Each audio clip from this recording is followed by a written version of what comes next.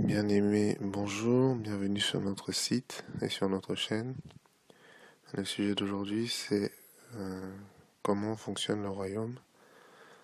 Nous allons commencer par la prière préliminaire. Donc, prends ta Bible, prie avec moi et pense ces mots. Alléluia. Voici ma Bible. Tout ce qu'elle dit que je suis, je le suis. Tout ce qu'elle dit que j'ai, je l'ai. Tout ce qu'elle dit que je peux faire, je peux le faire. Je suis la justice de Dieu en Christ. Je puis tout par Christ qui me fortifie. Je suis sur le point de recevoir la semence éternelle, la parole de mon Dieu. Je ne serai plus jamais le même au nom de Jésus-Christ. Amen. Amen. Donc le sujet d'aujourd'hui, comment fonctionne le royaume. C'est un sujet important parce que nous sommes dans ce monde, mais nous ne sommes pas de ce monde. Donc on en a une image dans Jean 17,16 et dans Jean 15,19. Donc nous faisons partie du royaume de Dieu. Jésus disait nous faisons partie du royaume de Dieu. Nous ne sommes pas de ce monde parce que nous sommes nés d'eau et d'esprit, et notre esprit vient d'en haut. Et donc né de nouveau veut aussi dire né d'en haut dans certaines versions. Donc Jésus disait mon royaume n'est pas d'ici-bas. Amen, on le voit dans Jean 18,36. Voici, le royaume de Dieu est au milieu de vous. Il est au-dedans de vous, dans Luc 17,21. Et donc c'est important d'être dans le royaume parce que Jésus disait, je vous le dis en vérité, parmi ceux qui sont nés de femmes, il n'en a point paru de plus que Jean-Baptiste. Donc Jean-Baptiste était le plus grand, le plus honorable de tous ceux qui sont nés de femmes. Cependant, le plus petit dans le royaume des cieux est plus grand que lui. Alléluia. Donc nous tous qui sommes dans le royaume des cieux et pour qui s'accomplit en Christ, le plus petit d'entre nous, Amen, est plus grand que Jean, qui est le plus honorable de tous les hommes qui sont nés de femmes. Amen. Et donc Jésus dit aussi, je vous le dis encore, il est plus facile à un chameau d'entrer par le trou d'une aiguille qu'à un riche d'entrer dans le royaume de Dieu. Donc c'est difficile d'entrer pour un riche sur la base des efforts humains, mais il dit aussi dans le même verset qu'avec Dieu, tout est possible. Donc avec Dieu, c'est possible, même pour un riche, d'entrer dans le royaume de Dieu. Amen. Alléluia. Et l'image la plus récurrente pour parler du royaume de Dieu, c'est l'image des semences. Il dit le royaume de Dieu est semblable à un homme qui a semé une bonne semence dans son champ. Donc c'est quelque chose qui est vrai depuis le commencement de toutes choses, dès la Genèse. Donc dans Genèse 1, le premier jour, c'est le jour où il a créé la lumière, il a dit que la lumière soit, et la lumière fut. Donc la lumière est la première chose quand ton monde est informe et vide. Amen. Donc il a séparé la lumière d'avec les ténèbres. Le deuxième jour, c'est la création du ciel, la séparation des eaux. Le troisième jour, c'est le jour où il y a eu la création de la terre, donc du sol et des mers. Et il nous dit, Dieu vit que cela était bon, puis Dieu dit que la terre produise de la verdure, de l'herbe portant de la semence, des arbres fruitiers donnant du fruit selon leur espèce et ayant en eux leur semence sur la terre.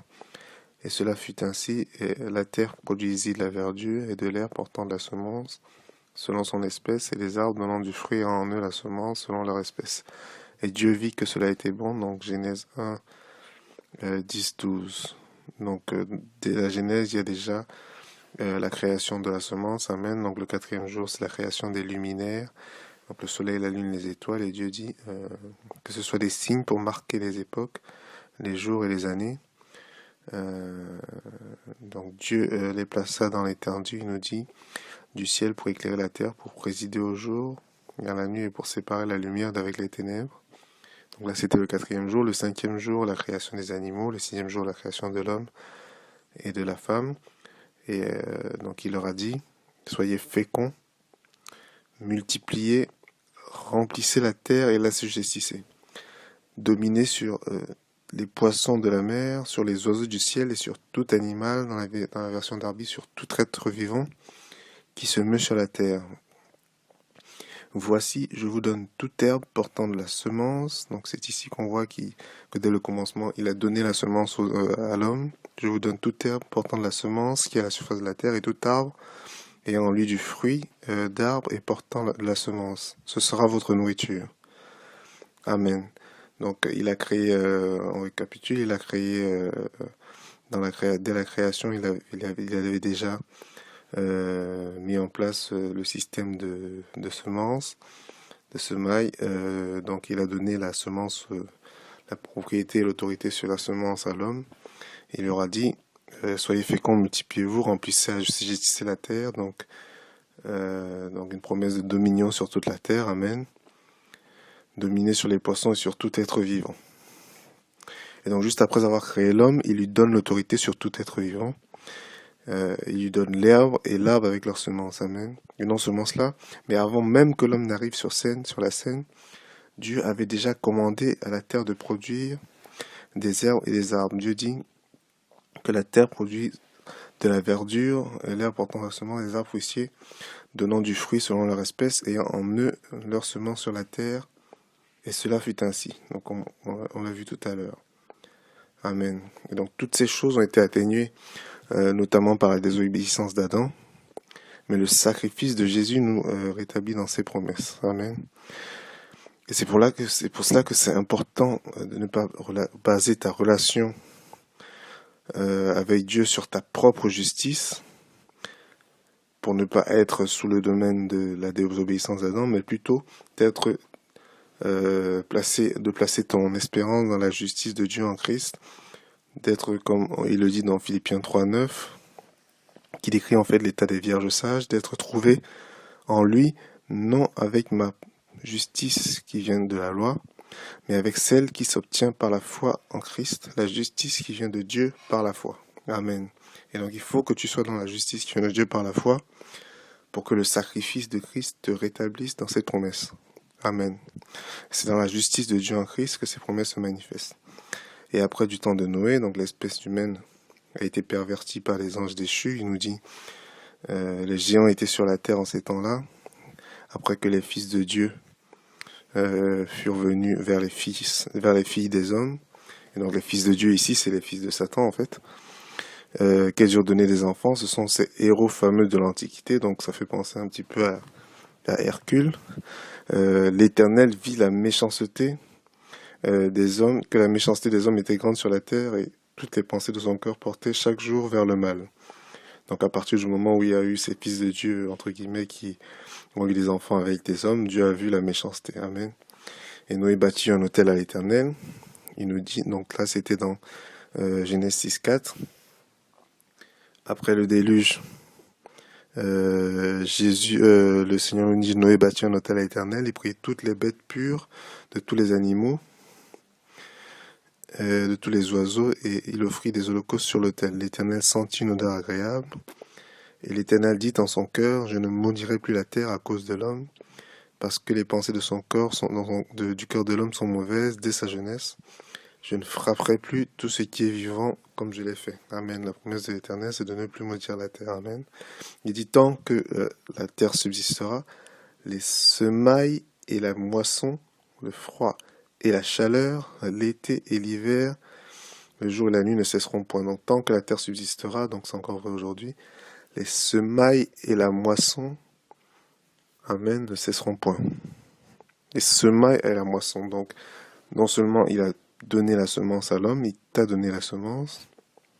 En plus, il a commandé à la terre de produire du fruit. Et en plus, il a établi le fait que tant que la terre subsistera, les semailles et la moisson ne cesseront point. Amen. Donc Genèse 8, 20 à 22.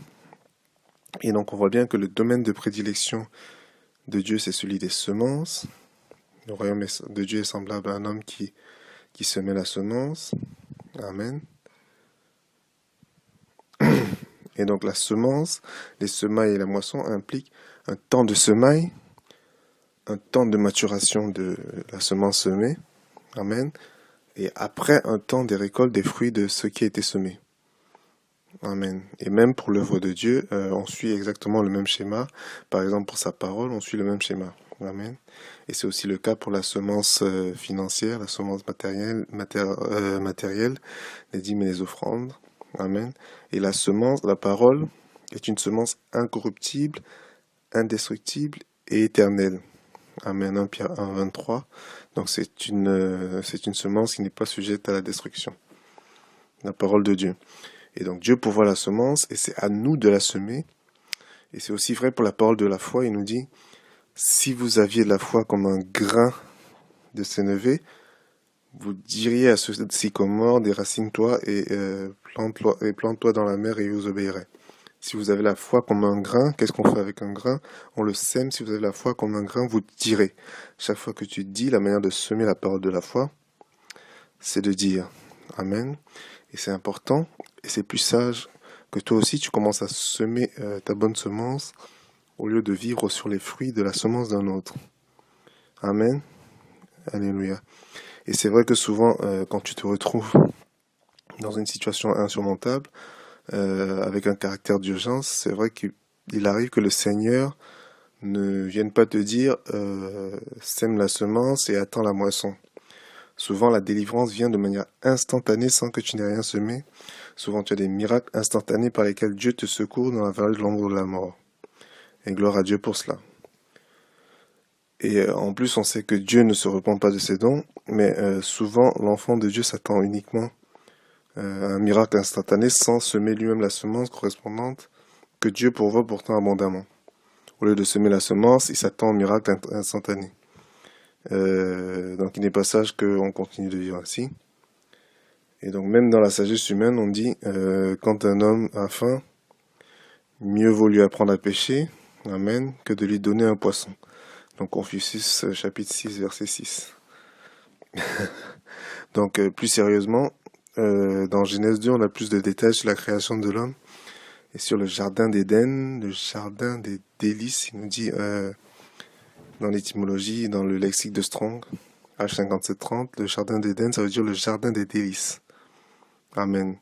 Il nous dit, voici les origines des cieux et de la terre, quand ils furent créés, lorsque l'Éternel fit la terre et les cieux, aucun arbuste des champs n'était encore sur la terre, et aucune herbe des champs ne germait encore, car l'Éternel n'avait pas fait pleuvoir sur la terre, il n'y avait point d'homme pour cultiver le sol. Donc Genèse 2, verset 4-5. Et donc au début, dès la Genèse, au départ, il n'y avait aucun arbre. Au départ, il n'y avait aucune herbe qui n'avait poussé. Qu'est-ce qui est important pour que l'arbre et l'herbe poussent? Il faut que l'Éternel fasse pleuvoir sur la terre. Et il faut aussi que l'homme cultive le sol. Donc on revient encore dans ce thème des semailles et des moissons. Amen. Et donc Dieu a planté le jardin d'Éden. Il nous le dit au verset 8 dans Genèse 2. Il a placé l'homme dans le jardin d'Éden, il nous dit au verset 15 pour le cultiver. Amen. Le jardin d'Éden, et il en est de même pour toute la création, était déjà une œuvre achevée, c'était déjà une œuvre accomplie quand Dieu y a placé l'homme. Et la mission de l'homme dans ce cadre, dans le jardin d'Éden, la mission de l'homme dans la création en général, ce n'était pas de créer ou d'inventer, mais la mission c'est, mon fils, Dieu lui dit, je t'ai planté un jardin de délices, le jardin d'Éden, une œuvre accomplie, amen. Cultive et garde l'œuvre accomplie. Amen. L'Éternel Dieu prit l'homme et le plaça dans le jardin pour cultiver et le garder dans Genèse 2,15. Il nous dit. Amen. Et donc cette importance de ce caractère de la pluie, il nous le dit également, il dit comme la pluie et la neige descendent des cieux, et n'y retournent pas sans avoir arrosé et fécondé la terre, et faire germer les plantes, sans avoir donné la semence au semeur et du pain à celui qui mange. Ainsi en est-il de ma parole qui sort de ma bouche. Elle ne retourne pas à moi sans effet, sans avoir exécuté ma volonté et accompli mes desseins. Donc Ésaïe 55, 10 et 11. Donc on voit aussi que l'Éternel a commandé à la pluie de venir pour faire germer ta semence. Amen. Dans ce verset. Et donc dans le ministère de Jésus, il y a eu ce miracle avec l'aveugle de Bethsaïda, où Jésus a mis de la salive, et il a imposé les mains 2 fois. Et la Bible nous dit dans Marc 8, 24, il regarda et dit, j'aperçois les hommes, mais j'en vois comme des arbres et qui marchent. Marc 8, 24. Et donc l'interprétation traditionnelle, c'est que il a eu besoin de 2 touchés pour être complètement guéri au premier toucher. Quand il a vu des hommes comme des arbres qui marchent, il n'était pas encore complètement guéri. Une autre interprétation pourrait être que il a eu une grande dose et il a vu au-delà de la réalité que les hommes sont comme des arbres qui marchent. Et quand j'ai eu cette révélation, j'étais j'étais rassuré parce que la Bible dit que on doit être enraciné. On est censé être enraciné et fondé dans l'amour, et que ça, c'est la clé pour voir Dieu faire infiniment au-delà de tout ce que nous demandons ou pensons. Donc Éphésiens 3, 17 à 20. Et donc cela, ça passe par être enraciné et fondé dans l'amour. Et donc si on est comme des arbres qui marchent, on comprend mieux comment on peut être enraciné. Amen. Il dit aussi dans le psaume 92, 12, les justes croissent, ils fleurissent comme le palmier. Ils s'élèvent comme le cèdre du Liban. Alléluia. Et donc le juste, c'est celui qui a accepté Jésus-Christ comme Seigneur. Il a eu l'imputation de la justice de Dieu en Christ. Donc c'est lui le juste. Et il fleurit comme un palmier. Alléluia. Quand tu vois un palmier, Dieu est tellement bon que quand tu lui donnes une semence, amen, il ne te rend pas ta semence, il te rend un arbre avec plein de fruits. Et sur le palmier, il y a plein de fruits. Je suis sûr qu'on dépasse le centuple. Amen. Et dans chaque fruit, pour d'autres espèces, il y a beaucoup de semences dans chaque fruit. Alléluia, gloire à Dieu. Et en plus, les études ont montré que, parce qu'on voit souvent à la télé les images des tornades dans les pays tropicaux, avec des palmiers qui résistent aux tornades et qui sont presque à l'horizontale pendant la tornade. Et après, ils se redressent. Alléluia. Donc, c'est gloire à Dieu si le juste fleurit comme un palmier. Et donc, après la tornade, quand le palmier se redresse, les racines sont renforcées, si bien que à la prochaine tornade, il faut encore plus de force pour pouvoir faire marcher le palmier. Gloire à Dieu. Amen. Amen. Alléluia. Et donc, un autre aspect dans le royaume de Dieu sur l'image du semé et du récolté, c'est celui de l'ivraie. Jésus disait, il leur proposa une autre parabole. Et il dit, le royaume des cieux est semblable à un homme qui a semé une bonne semence dans son champ, mais pendant que les gens dormaient, son ennemi vint, sema de l'ivraie parmi le blé et s'en alla. Son ennemi a semé le blé pendant la nuit. Lorsque l'herbe eut poussé et donné du fruit, l'ivraie parut aussi. Et donc les visiteurs du maître de la maison vinrent lui dire, Seigneur, n'as-tu pas semé de la bonne semence dans ton champ? D'où vient qu'il y a de l'ivraie? Et il leur répondit, c'est un ennemi qui a fait cela. Les serviteurs lui dirent, veux-tu que nous allions l'arracher? Non, leur dit-il, de peur qu'en arrachant l'ivraie, vous déraciniez en même temps le blé. Laissez croître ensemble l'un et l'autre jusqu'à la moisson, et à l'époque de la moisson, je dirai au moissonneur, arrachez d'abord l'ivraie, liez-la en gerbe, puis pour la brûler, mais amassez le blé dans mon grenier, Matthieu 13, versets 24 à 30. Donc un aspect important, c'est que souvent tu plantes la bonne semence, mais l'ennemi vient et il plante aussi, il sème aussi l'ivraie, amen. Et l'ivraie pousse, et l'ivraie visible, l'ivraie a plus de visibilité que la bonne semence au début, si bien qu'on se demande ce qui se passe. Mais c'est l'ennemi qui a fait cela, et donc au temps de la moisson, il ne faut pas se laisser inquiéter par l'ivraie. Au temps de la moisson, elle sera brûlée. Amen. Il nous dit dans ce verset, dans ce passage. Alléluia, gloire à Dieu. Il dit encore, donc dans Marc 4, 26, il en est du royaume de Dieu comme un homme, comme quand un homme jette de la semence en terre, qu'il dorme ou qu'il veille nuit et jour, la semence germe et croît sans qu'il ne sache comment. La terre produit d'elle-même d'abord l'herbe, puis l'épi, puis le grain tout formé dans l'épi. Et dès que le fruit est mûr, on met la faucille, car la moisson est là. Marc 4, verset 26 à 29. Donc un aspect important aussi, c'est que la semence croît sans que tu ne comprennes ce qui se passe, sans que tu ne puisses décortiquer et influencer sur le processus. Amen. Alléluia. La terre produit d'elle-même d'abord l'herbe, puis l'épi, puis le grain formé dans l'épi. Amen. Et donc, un des enseignements de Jésus sur le royaume de Dieu sous cette loi du semer et du récolter, c'est dans Matthieu 13, la parabole du semeur. Donc une parole très importante qui est reprise à la fois dans Matthieu 13, dans Marc 4 et dans Luc 8. Amen. Alléluia. Donc Matthieu 13, on va étudier sur la base de Matthieu 13, et s'il y a des précisions dans d'autres versets, on va les survoler. Donc Matthieu 13, verset 1, ce même jour, Jésus sortit de la maison et s'assit d'abord au bord de la mer, donc une image des nations, la mer. Une grande foule s'étant assemblée près de lui, il monta dans une barque et s'assit. Toute la foule se tenait sur le rivage. Il leur parla en parabole et sur beaucoup de choses, et il dit, un semeur sortit pour semer. Et donc, dans Luc 8, au verset 5, il nous précise qu'il est sorti pour semer sa semence. Amen. Un semeur sorti pour semer sa semence. Verset 4 de Matthieu 13. Comme il semait, une partie de la semence tomba le long du chemin.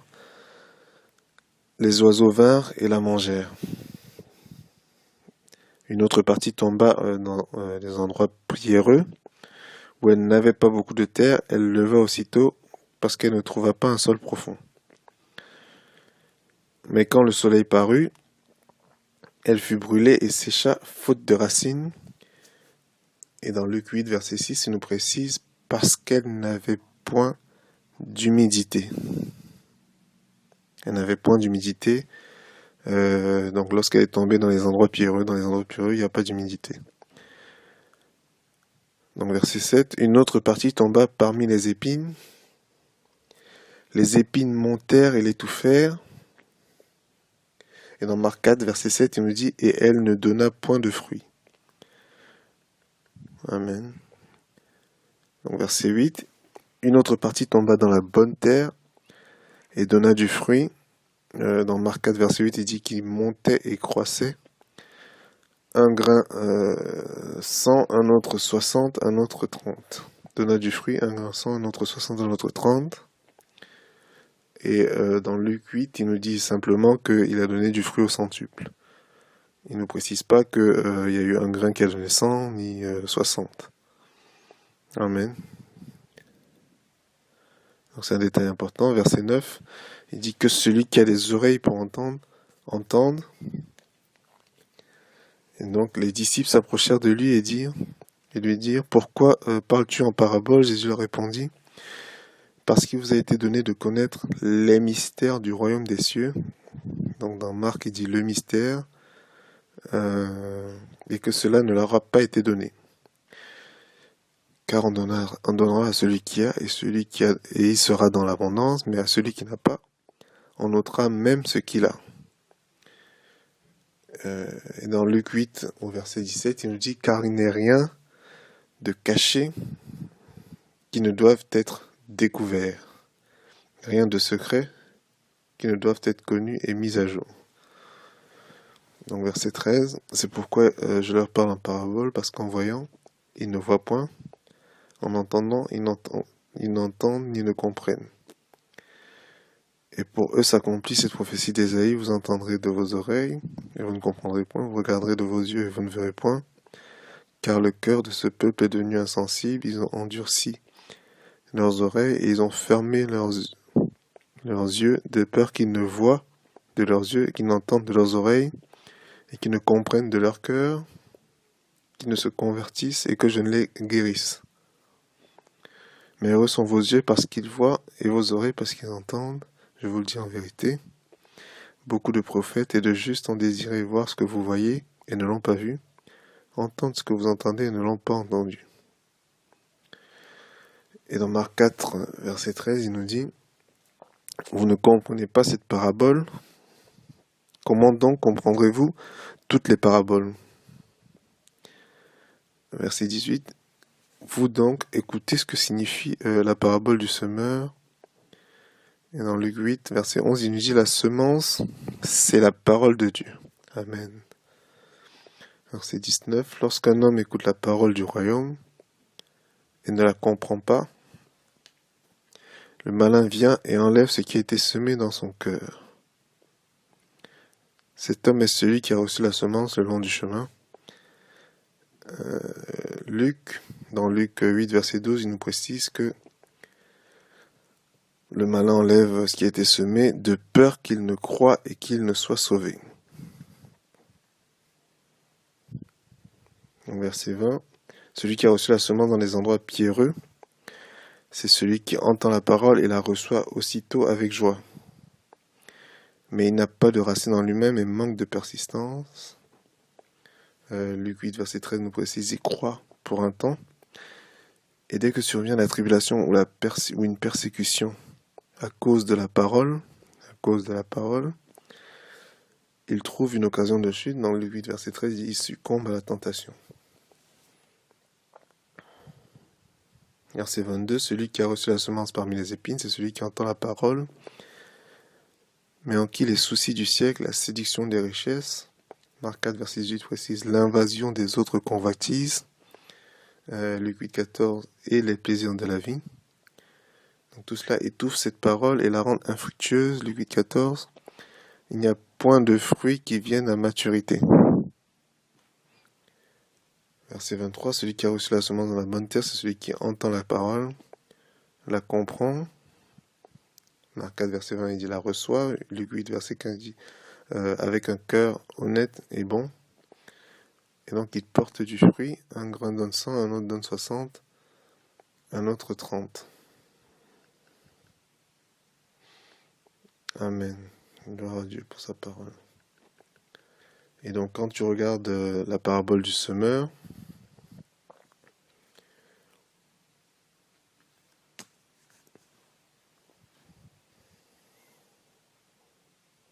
tu vois qu'il y a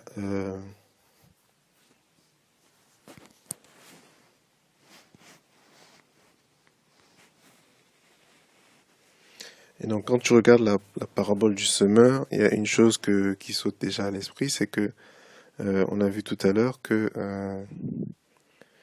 quand la semence est semée, on imagine très bien que au moment où on sème la semence, il faut attendre un temps pour que elle germe, pour que le tronc sorte de terre.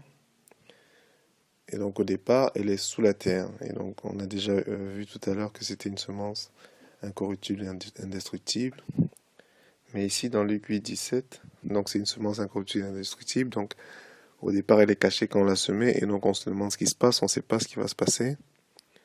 Et c'est quand les fruits sont parvenus au moment de la moisson qu'on voit ce qui s'est réellement passé, que la semence a porté du fruit. Mais avant, tout est caché. Et dans Luc 8, verset 17, il nous dit,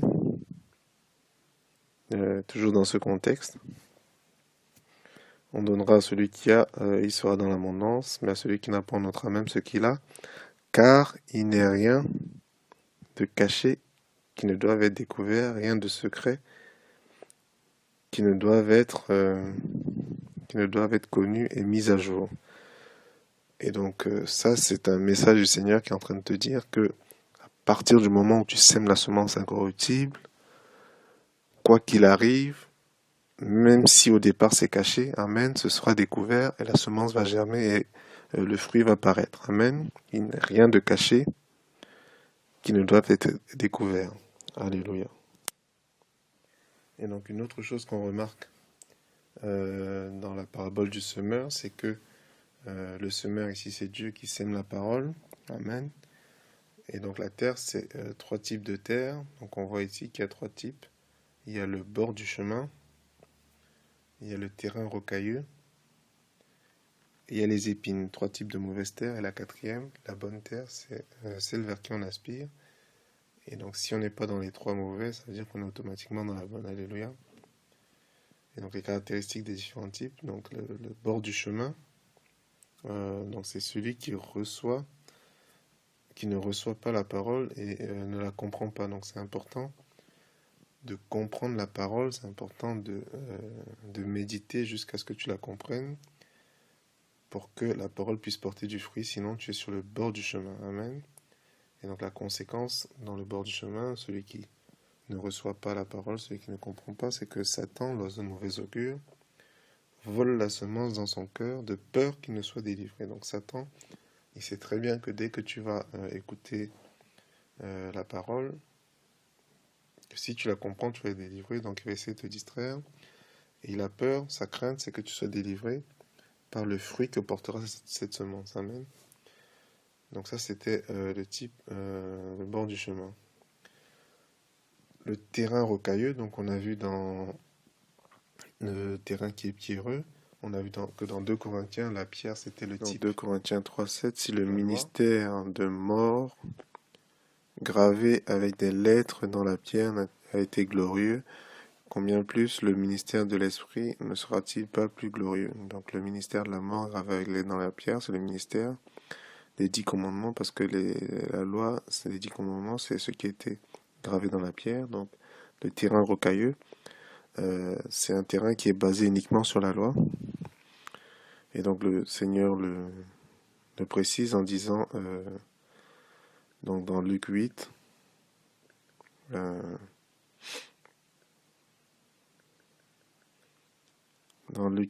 au verset 6, donc que la semence a brûlé, elle a séché, parce qu'il n'y avait point d'humidité. Et donc l'humidité, c'est un peu comme la rosée, donc il nous dit que la colère du roi est comme le rugissement du lion, mais sa faveur, la grâce, est comme la rosée sur le gazon. La rosée, l'humidité, c'est l'image de la grâce. Donc quand on est sur un terrain pierreux et qu'il n'y a point d'humidité, on est sous la loi et on n'est pas sous la grâce. Quand on est établi seulement sous la loi, là on est sur le terrain rocailleux et on n'est pas établi sous la grâce. La faveur, l'humidité, c'est la grâce. Amen. Et donc dans ce type-là, le terrain pierreux, on reçoit aussitôt la parole avec joie, mais il n'y a pas de racine, donc un manque de persistance, ou alors on croit pour un temps. Amen. Donc on reçoit avec joie. Souvent tu entends des amen, mais c'est des gens qui au final ne persistent pas dans la croyance. Amen. Dès que survient une tribulation, une persécution, à cause de la parole, donc Dieu nous prouve ici encore que la parole fait générer des persécutions. Donc si tu vaux ton pesant d'or, tu vas être persécuté à cause de la parole. Amen. Quand survient une tribulation, une persécution à cause de la parole, il y trouve une occasion de chute. Luc 8,13, il succombe à la tentation. Dans le contexte, il arrête de croire. Donc ça, c'est le danger du terrain pierreux, du terrain établi sous la loi, mais pas sous la grâce, qui n'a point d'humidité. Donc ça, c'était le deuxième type. Le troisième type, c'est le terrain épineux. Donc les soucis de ce monde, les convoitises, les plaisirs. Donc les épines représentent les soucis, les convoitises, les épines, les plaisirs. Et donc ces choses-là étouffent la parole et la rendent infructueuse. Donc dans Luc 8, le verset qui parle de l'humidité, dit qu'elle ne produit pas du fruit qui vient à maturité.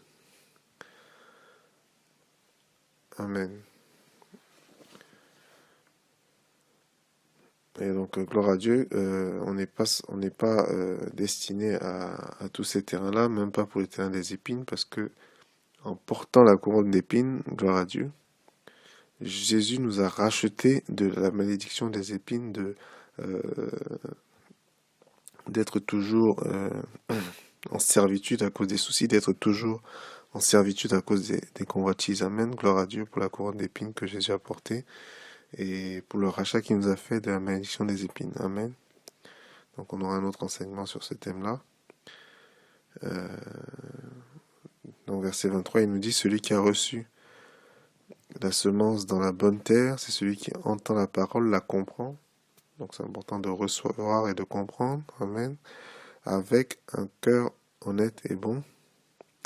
Il porte du fruit, un grain donne 100, un autre donne 60, un autre donne 30. Et donc honnête ici c'est le mot kalos qui veut dire bon, belle, bien, honnête, excellent, solide et honorable. Donc tu reçois la parole avec un cœur solide et honorable et bon. Bon ici c'est agathos qui veut dire aussi bien, bon, homme de bien, privilège, parfait, bien fait, excellent et heureux. Donc tu es avec un cœur parfait et excellent aux yeux de Dieu quand tu comprends la parole. Amen. Et elle porte du fruit. Alléluia.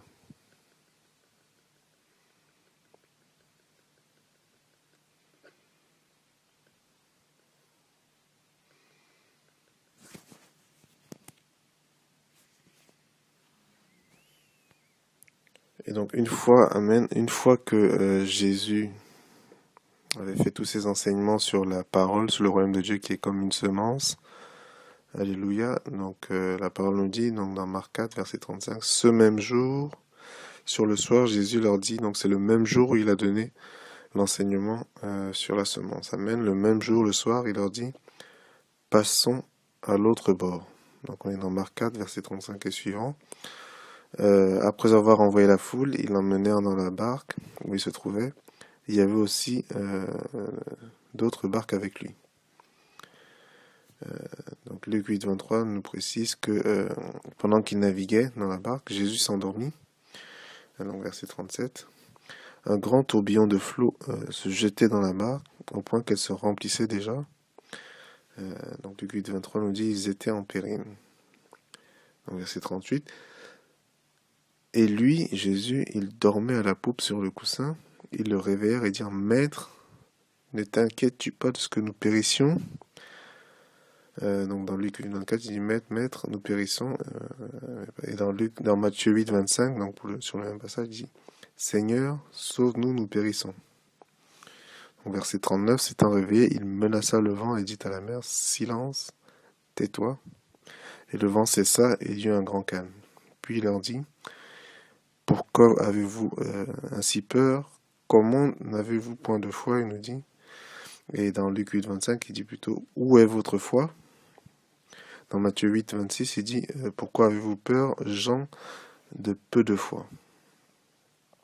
Donc verset 41, ils furent saisis d'une grande frayeur, et ils se dirent les uns aux autres, quel est donc celui-ci à qui obéissent même le vent et la mer? Donc chapitre suivant, Marc 5, 1, il dit, ils arrivèrent à l'autre bord de la mer, dans le pays des Gadaréniens. Et donc là, donc on a Jésus a donné une application au cas pratique. Et donc aucun n'a réussi le test. Dans la parole qu'il avait donnée, passons à l'autre bord. C'était la semence qui est la parole de Dieu. Il y avait suffisamment de pouvoir dans cette parole pour accomplir la volonté de Dieu. Il y avait de la puissance dans cette parole pour accomplir la volonté de Dieu. Et donc, une fois qu'il avait semé la semence, il était dans la paix et il arrivait à dormir même au milieu de la tornade. Amen. Donc, il s'endormit. Même au milieu de la tornade, il était encore en train de dormir. Il nous dit dans Marc 4, verset 38, sur un coussin. Et donc, eux, ils étaient pris de panique pendant la tornade alors que lui, il dormait. C'est leur cri à eux qui l'ont réveillé. Ce ne sont pas les tornades et ce n'est pas l'eau qui tombait, qui entrait dans la barque. Non, tout ça, il était quand même dans le calme. Et ce sont leurs cris à eux qui l'ont réveillé. Et donc après, il s'est réveillé. Il a dit silence, tais-toi à la tornade et au vent. Donc il a probablement dit un seul mot en hébreu, shalom. Et donc il y a eu un grand calme. Amen. Et donc quand on compare les évangiles, on voit qu'il y a ici 3 niveaux. Quand les disciples se sont alarmés parce que Jésus dormait. Donc le premier niveau, c'est dans Marc, il nous dit, Au niveau 1, ne t'inquiètes-tu pas de ce que nous périssions. Amen. Le Seigneur de l'univers, celui qui te dit que même tes cheveux sont comptés. Donc tu en arrives au niveau 1, le plus bas niveau, à lui demander, Maître, ne t'inquiètes-tu pas de ce que nous périssions? Évidemment que si. Mais le fait que tu lui demandes montre que tu es déjà à un niveau très bas. Deux fois la preuve dans Marc, il nous dit comment n'avez-vous point de foi? Comment n'avez-vous pas de foi? Donc niveau 1, est-ce que je t'inquiète de ce que nous périssions? Donc le niveau 2, c'est ce qu'on voit plutôt dans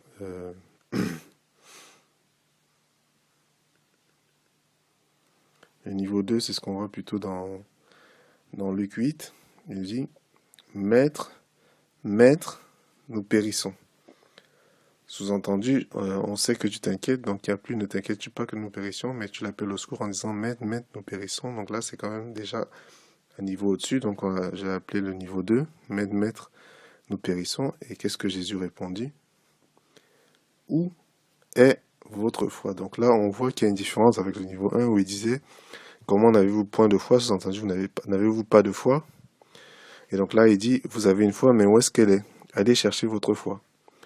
Donc là, on était au niveau 2. Le niveau 3, maintenant, les trois niveaux sont toujours sont trois niveaux insuffisants, sont trois niveaux où tu n'as pas passé le test. Mais le niveau 3, c'est celui qu'on voit dans Matthieu, où il dit, Seigneur, sauve-nous, nous périssons.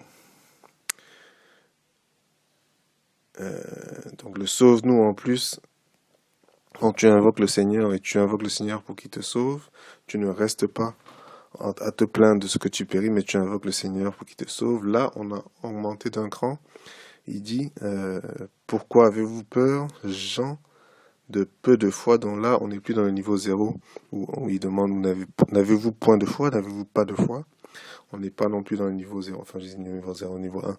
On n'est pas non plus dans le deuxième niveau où il dit, où est votre foi? Sous-entendu, vous en avez une, mais où est-ce qu'elle est?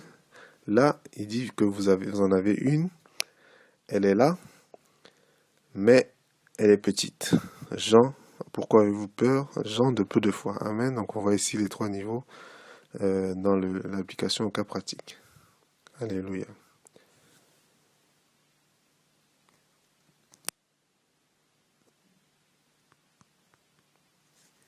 Donc en résumé, le royaume de Dieu fonctionne sur le principe du semer et récolter. La parole de Dieu est une semence indestructible, incorruptible et éternelle, qui porte tout le temps du fruit, qui a le pouvoir de porter tout le temps du fruit, mais il faut qu'elle soit placée dans la bonne terre. Et la bonne terre, c'est le cœur de l'homme qui comprend, qui reçoit la parole, la comprend. Amen, il médite et il porte du fruit jusqu'au centuple avec persévérance, avec persistance. Amen. Médite encore sur ce message. Laisse un message sur notre site ou sur notre chaîne. N'abandonne pas la grâce de Dieu et souviens-toi, c'est par la foi et la persévérance qu'on hérite les promesses. Que Dieu te bénisse. Amen.